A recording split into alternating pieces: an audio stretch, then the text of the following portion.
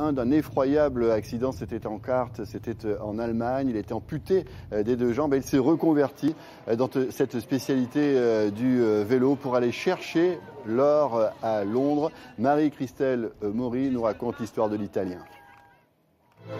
The only thing I can think is that life is a wonderful thing and I'm gonna try to live it the best I can. Alessandro Zanardi est un rescapé de la vie. Une belle âme, dotée d'un sacré tempérament. C'est comme être perdu dans une île pour quelques ans et après il arrive Laetitia Casta ou quelqu'un comme ça. L'histoire commence par le karting à l'âge de 16 ans. Un passage en Formule 3000 et 3 saisons en Formule 1. Alessandro Zanardi intègre ensuite le championnat d'Auto Racing Team. 15 courses gagnées en 3 ans jusqu'à ce fameux jour, le 15 septembre 2001. Vous vous souvenez de cet accident, de ce jour-là? Ah bien sûr que c'est pas longtemps. Moi je suis vieux, mais je suis pas complètement parti avec ma tête.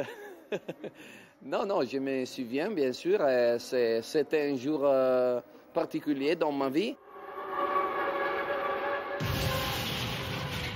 Mais moi, je ne pense pas que j'ai une deuxième vie. C'est la même vie que, heureusement, elle continue. L'accident est d'une grande violence. La voiture est coupée en deux. Alessandro Zanardi a les jambes broyées et doit être amputé. Des jours et des nuits à lutter entre la vie et la mort.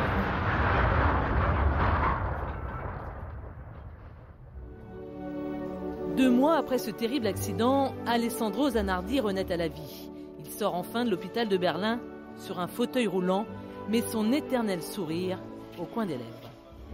For a lot of people, you know, a guy with no legs, his life is over. And bloody hell is not over. One bed, you know, I'm here, I'm winning races.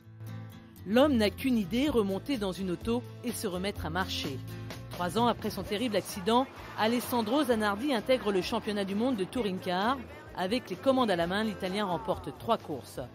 Après être monté une dernière fois dans une Formule 1, Alessandro Zanardi se lance dans le handisport, incroyable bonhomme et magnifique philosophie de la vie.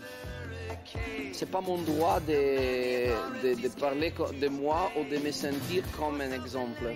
J'ai fait tous les parcours, la route, et je sais que c'était pas facile, mais pas difficile. C'était tout simplement un travail jour par jour qui m'a amené où je suis aujourd'hui. Et j'ai vu des autres gens faire les mêmes parcours. Alors je sais que je ne suis pas super-homme. Ouais, ça fait à chaque fois très très mal de voir cette image.